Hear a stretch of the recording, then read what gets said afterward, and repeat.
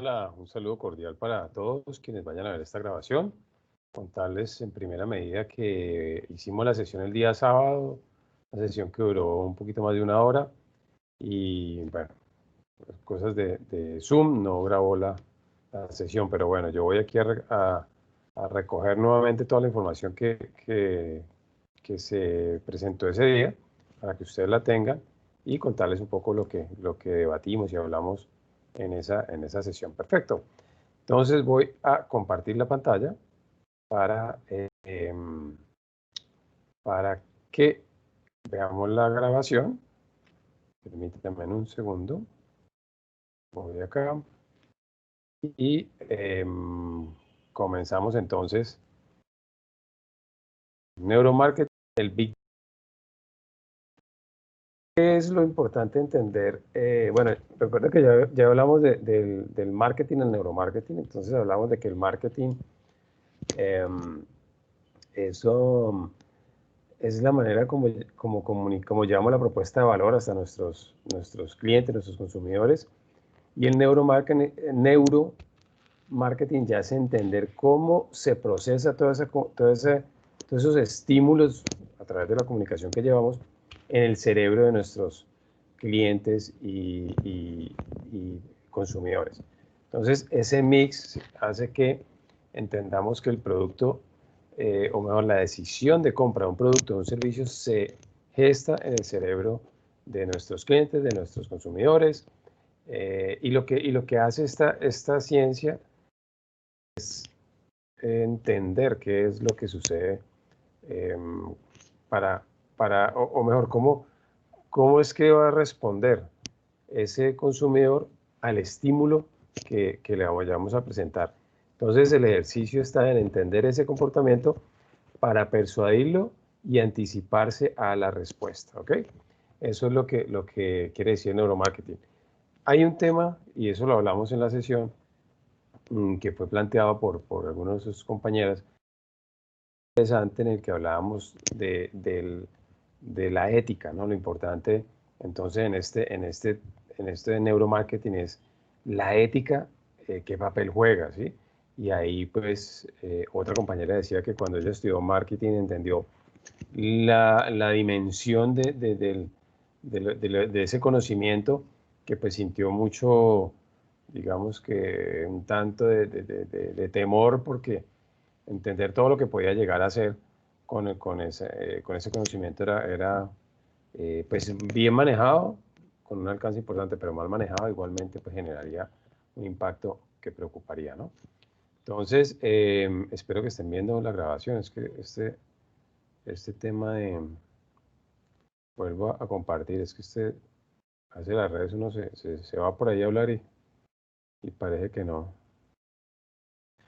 Pero bueno, aquí estamos, sí, creo que está ahí presentándose. Entonces, a eso fue lo que nos referimos en esta sesión. Y muy importante, el Big Data de las redes sociales. Entonces, entender que en las redes sociales lo que hay es muchísima información. Eso es el Big Data, mucha información. Una cantidad de datos importantísimos de cómo, o mejor, de personas, así como usted, yo, cualquiera de nosotros, entregan la red. Y como lo vimos en el video pasado, uno de los videos pasados, con a propósito de unos documentales que hay ahorita en Netflix frente al tema de las redes sociales, se convierte, o sea, nosotros, que somos consumidores de las redes sociales, nos convertimos en un producto para a través de las redes sociales. Entonces, ¿qué hacen con nosotros? Pues entendiendo cómo nos comportamos, entendiendo cómo vamos a responder frente a diferentes estímulos, pues se anticipan y nos persuaden para entregarnos la información que quieran. Por eso les compartí el proyecto Álamo, que habla de las elecciones de Trump, cómo gana Trump las elecciones, pero también menciona cómo lo hizo Obama.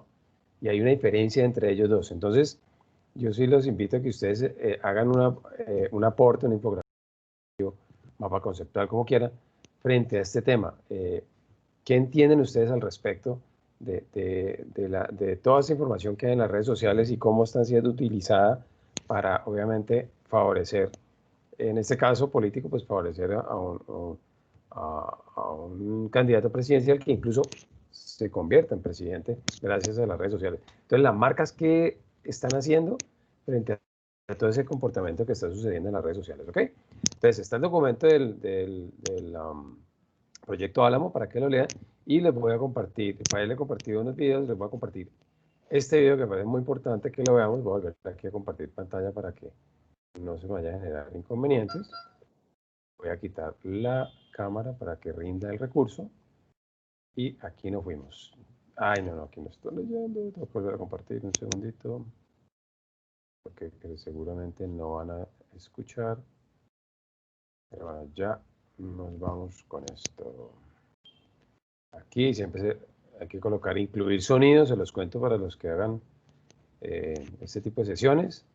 Y hay que cada vez que uno cambia de pantalla hay que volver pues a hacer ese compartir pantalla. Entonces aquí vamos. En este momento están corriendo. Around 5 years ago, it struck me that I was losing the ability to engage with people who aren't like-minded. The idea of discussing hot-button issues with my fellow Americans was starting to give me more heartburn than the times that I engaged with suspected extremists overseas. It was starting to leave me feeling more embittered and frustrated. And so just like that, I shifted my entire focus from global national security threats to trying to understand what was causing this push towards extreme polarization at home. As a former CIA officer and diplomat who spent years working on counter-extremism issues, I started to fear that this was becoming a far greater threat to our democracy than any foreign adversary. And so I started digging in, and I started speaking out, which eventually led me to being hired at Facebook and ultimately brought me here today to continue warning you about how these platforms are manipulating and radicalizing so many of us, and to talk about how to reclaim our public square. I was a Foreign Service officer in Kenya just a few years after the September 11th attacks, and I led what some call hearts and minds campaigns along the Somalia border. A big part of my job was to build trust with communities deemed the most susceptible to extremist messaging.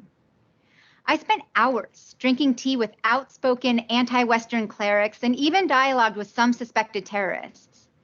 And while many of these engagements began with mutual suspicion, I don't recall any of them resulting in shouting or insults. And in some cases, we even worked together on areas of mutual interest. The most powerful tools we had were to simply listen, learn, and build empathy. This is the essence of Hearts and Minds work. Because what I found again and again is that what most people wanted was to feel heard, validated, and respected. And I believe that's what most of us want. So what I see happening online today is especially heartbreaking and a much harder problem to tackle. We're being manipulated by the current information ecosystem, entrenching so many of us so far into absolutism that compromise has become a dirty word. Because right now, social media companies like Facebook profit off of segmenting us and feeding us personalized content that both validates and exploits our biases. Their bottom line depends on provoking a strong emotion to keep us engaged, often incentivizing the most inflammatory and polarizing voices, to the point where finding common ground no longer feels possible. And despite a growing chorus of people crying out for the platforms to change, it's clear they will not do enough on their own. So governments must define the responsibility for the real-world harms being caused by these business models and impose real costs on the damaging effects they're having to our public health, our public square, and our democracy. But unfortunately, this won't happen in time for the US presidential election. So I am continuing to raise this alarm because even if one day we do have strong rules in place, it will take all of us to fix this. When I started shifting my focus from threats abroad to the breakdown in civil discourse at home, I wondered if we could repurpose some of these Hearts and Minds campaigns to help heal our divides. Our more than 200-year experiment with democracy works in large part because we are able to openly and passionately debate our ideas for the best solutions. But while I still deeply believe in the power of face-to-face civil discourse, it just cannot compete with the polarizing effects and scale of social media right now. The people who are sucked down these rabbit holes of social media outrage often feel far harder to break of their ideological mindsets than those vulnerable communities I worked with ever were. So when Facebook called me in 2018 and offered me this role heading its elections integrity operations for political advertising, I felt I had to. I had no offered the opportunity to help steer the ship in a better direction. I had to at least try. Now, I didn't work directly on polarization, but I did look at which issues were the most divisive in our society and therefore the most exploitable in elections interference efforts, which was Russia's tactic ahead of 2016. So I started by asking questions. I wanted to understand the underlying systemic issues that were allowing all of this to happen in order to figure out how to fix it. Now, I still do believe in the power of the internet to bring more voices to the table. But despite their stated goal of building community, the largest social media companies, as currently constructed, are antithetical to the concept of reasoned discourse. There's no way to reward listening, to encourage civil debate, and to protect people who sincerely want to ask questions in a business where optimizing engagement and user growth are the two most important metrics for success. There's no incentive to help people slow down, to build in enough friction that people have to stop, recognize their emotional reaction to something, and question their own assumptions before engaging. The unfortunate reality is, lies are more engaging online than truth, and salaciousness beats out wonky, fact-based reasoning in a world optimized for frictionless virality. As long as algorithms' goals are to keep us engaged, they will continue to feed us the poison that plays to our worst instincts and human weaknesses. And yes, anger, mistrust, the culture of fear, hatred, none of this is new in America. But in recent years, social media has harnessed all of that, and as I see it, dramatically tipped the scales. And Facebook knows it. A recent Wall Street Journal article exposed an internal Facebook presentation from 2018 that specifically points to the company's own algorithms for growing extremist groups' presence on their platform and for polarizing their users. But keeping us engaged is how they make their money. The modern information environment is crystallized around profiling us and then segmenting us into more and more narrow categories to perfect this personalization process. We're then bombarded with information confirming our views, reinforcing our biases, and making us feel like we belong to something. These are the same tactics we would see terrorist recruiters using on vulnerable youth, albeit in smaller, more localized ways before social media, with the ultimate goal of persuading their behavior. Unfortunately, I was never empowered by Facebook to have an actual impact. In fact, on my second day there, my title and job description were changed, and I was cut out of decision-making meetings. My biggest efforts, trying to build plans to combat disinformation and voter suppression in political ads, were rejected. And so I lasted just shy of 6 months. But here is my biggest takeaway from my time there. There are thousands of people at Facebook who are passionately working on a product that they truly believe makes the world a better place. But as long as the company continues to merely tinker around the margins of content policy and moderation, as opposed to considering how the entire machine is designed and monetized, they will never truly address how the platform is contributing to hatred, division, and radicalization. And that's the one conversation I never heard happen during my time there. Because that would require fundamentally accepting that the thing you built might not be the best thing for society, and agreeing to alter the entire product and profit model. So what can we do about this? I'm not saying that social media bears the sole responsibility for the state that we're in today. Clearly, we have deep-seated societal issues that we need to solve. But Facebook's response that it is just a mirror to society is a convenient attempt to deflect any responsibility from the way their platform is amplifying harmful content and pushing some users towards extreme views. And Facebook could, if they wanted to, fix some of this. They could stop amplifying and recommending the conspiracy theorists, the hate groups, the purveyors of disinformation, and yes, in some cases, even our president. They could stop using the same personalization techniques to deliver political rhetoric that they used to sell us sneakers. They could retrain their algorithms to focus on a metric other than engagement. And they could build in guardrails to stop certain content from going viral before being reviewed. And they could do all of this without becoming what they call the arbiters of truth. But they've made it clear that they will not go far enough to do the right thing without being forced to. And to be frank, why should they? The markets keep rewarding them and they're not breaking the law.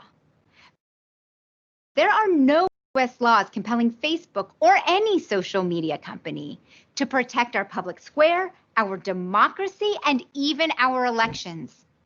We have ceded the decision-making on what rules to write and what to enforce to the CEOs of for-profit internet companies. Is this what we want? A post-truth world where toxicity and tribalism trump bridge building and consensus seeking? I do remain optimistic that we still have more in common with each other than the current media and online environment portray. And I do believe that having more perspectives surface makes for a more robust and inclusive democracy, but not the way it's happening right now. And it bears emphasizing, I do not want to kill off these companies. I just want them held to a certain level of accountability, just like the rest of society. It is time for our governments to step up and do their jobs of protecting our citizenry. And while there isn't one magical piece of legislation that will fix this all, I do believe that governments can and must find the balance between protecting free speech and holding these platforms accountable for their effects on society.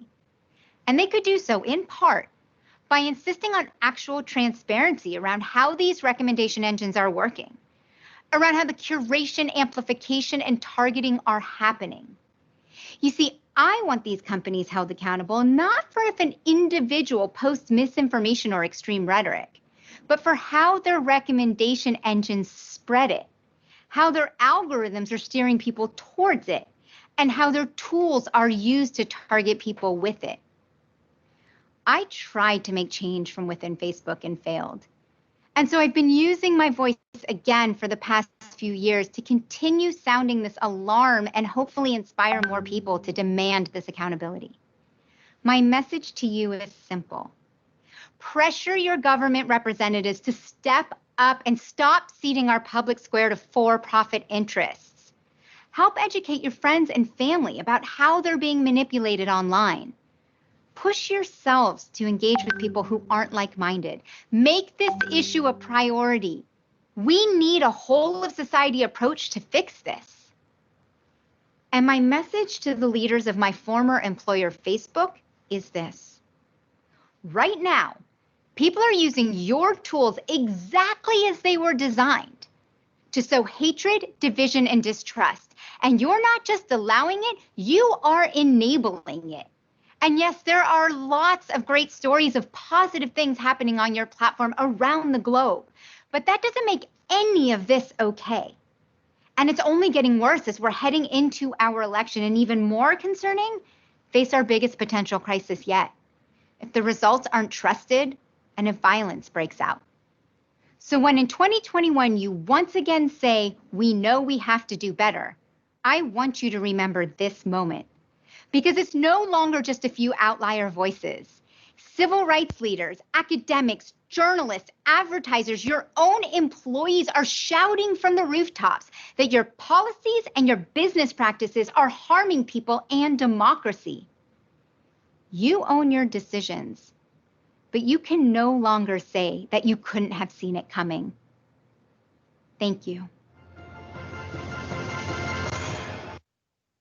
Bueno, espero los haya motivado bastante como lo hizo en la reunión, como sucedió en la reunión que sostuvimos, en donde lo que nos cuenta esta experta es, primero, o sea, que entender de lo que ella menciona. Las personas participar, queremos hablar, queremos ser escuchados. Y las redes sociales nos dieron esa posibilidad de ser escuchados. Por eso es que hay tanta participación, vemos tanta dinámica en las redes sociales, porque tenemos la posibilidad de ser parte de ser parte de lo que pasa, lo que sucede, y las redes sociales lo que nos dan es empoderamiento. ¿Qué sucedió? ¿Qué pasa, por ejemplo, en el marketing político? Es que, y aquí pues no vamos a hablar de buenos, malos, ni nada de eso, ni derecha, izquierda, eso no vamos a meter, pero ¿qué entendieron los expertos que asesoran a los candidatos políticos? Que había que radicalizar. ¿Por qué? Porque hay que poner de un lado o del otro, porque las redes sociales permiten eso. Te vas de un lado o estás con el uno o estás con el otro. Y al radicalizar, pues, ¿qué están haciendo? Pues están generando un comportamiento en donde rápidamente, o mejor, al entender cada posición, entiendes quiénes están de un lado y quiénes están del otro, y con eso le puedes hablar a unas comunidades que son mucho más fáciles de administrar que si lo hicieran de manera presencial o de manera como se hacía antes, con correos, con telemercadeo, ¿no? No, ahorita es con las redes sociales. ¿Y ahí qué sucedió? Que en el proyecto Hablamos, ustedes lo pueden leer. Obama, ¿qué hizo? O la campaña de Obama, ¿qué hizo? Ellos fueron y entendieron que habían personas llamadas apolíticas, ¿sí?, que no les interesaba el tema, pero vieron que como los dejaba participar, por eso, o les permitía ser parte de, fueron y los encontraron y les dieron una razón para poder ser parte del tema. ¿Y qué hacen? Pues los cautivan y los traen y están con ellos, ¿sí? Por eso de pronto, en mi caso, a mí me llamaba mucho la atención ver un Bernie Sanders con tantos seguidores y sobre todo jóvenes. Claro, ya se había hecho un trabajo muy importante por parte de Obama, que continuó pues con esa campaña. Y en el caso de Trump, él entiende que hay gente que quiere ver otras dinámicas, las entrega. ¿Qué es? Ser el tema pues de la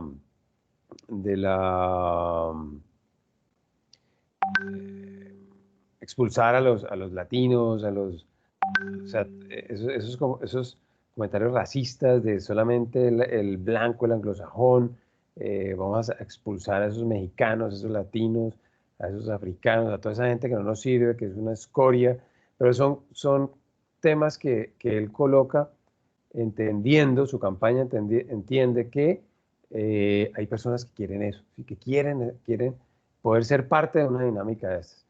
Sucedió durante 4 años y vieron que eso realmente, pues, con la pandemia, una actitud de esas, pues, demostró que no iba por el buen camino, y por eso no lo apoyaron en esta elección. Por eso no ganó Trump, sino que perdió Trump, porque no es que haya ganado Biden, sino que perdió Trump, porque el voto fue el que decidió, fue el que hizo la diferencia, pues, porque igual tuvo una votación muy alta, el que hizo la diferencia votó en contra de él. O sea, no por él, sino en contra de él, porque ya no quería continuar con ese mismo tipo de gobernanza. Entonces aquí hay algo muy importante para rescatar, uno, el tema de la gobernanza, ¿sí? Y en eso estamos débiles, o sea, no tenemos cómo hacer justicia con el tema de las redes sociales. Todavía en eso creo que estamos en deuda con nuestra misma sociedad, y es algo que deberíamos estar exigiendo, demandando para tenerlo en cuenta, porque hay mucha información. Y lo otro es muy importante, es la educación. O sea, educar a los que vienen para que sepan moverse en este nuevo entorno de las redes sociales, en este nuevo entorno digital, que esto no es simplemente pues conectarse a Facebook e Instagram y tomarse una fotito y compartir, sino que hay mucho más detrás de toda esta dinámica. Entonces, la inquietud que les dejo: ¿qué hay que hacer? ¿Qué hacer? Ustedes como marca, ¿qué pueden hacer? ¿Qué deben hacer? ¿Cómo pueden trabajar? Una empresaria pequeña que estaba aquí en el curso, preguntaba pues manifestaba que esto era como para los grandes, y le decía, pues, que era difícil hacer como diferencia, porque los grandes manipulaban la información y demás, y se veían productos que se sacaban al mercado llenos de azúcar y bueno, y pues era mentira. Yo le respondía algo que aprendí en una conferencia donde invitamos a Jean-Claude Besudó de Aviatur, y él decía, nosotros para competir nos dedicamos a mirar qué hace la competencia y la denunciamos porque es que ponen unas promociones que son mentirosas y se la pasan es demandando, haciendo demandas, haciendo que demanden, en ese caso, despegar. Entonces, esa fue una manera de poder competir y mantener la participación en el mercado. ¿Por qué? Porque es que el gobierno, o mejor, Colombia y el mercado en general, tienen instrumentos para hacer una competencia sana, y ahí es que conocerlos y hay que asesorarse bien para poder participar de ellos. Entonces, si ustedes hacen un producto de altísimo valor nutricional, que es bueno para la salud y todo lo demás, pues comuníquenlo, ¿sí? Y si la competencia, pues la competencia no, sino el referente o el líder, pues denúncienlo. Si es mentiroso, denúncienlo. Lo que pasa es que para poder salir al mercado tengo que tener todos los soportes que correspondan, ¿no? Entonces tengo que Hugo, esto y lo otro, debe tener un soporte científico para yo poder sacarlo al mercado. Entonces, y pues lo puedo sacar al mercado, pero tengo que poder validarlo y decir, mire, esto se trata y se hace así y así. Entonces, eso fue lo que hablamos. Aquí les dejo la grabación. También para el caso 2, una actividad como las que le comenté, un ensayo, un escrito, un mapa conceptual, ¿sí? Una infografía. ¿Y qué van a hacer ustedes? ¿Qué van a hacer ustedes? Ese es el reto que tienen ustedes como marca. ¿Listo? Bueno, muchas gracias por participar del curso, y así como las otras personas que estuvieron en el curso dijeron que les fue muy bien, espero que ustedes, quienes no hayan estado en la sesión en vivo, también hayan aprovechado este escenario. Muchas gracias, que estén muy bien.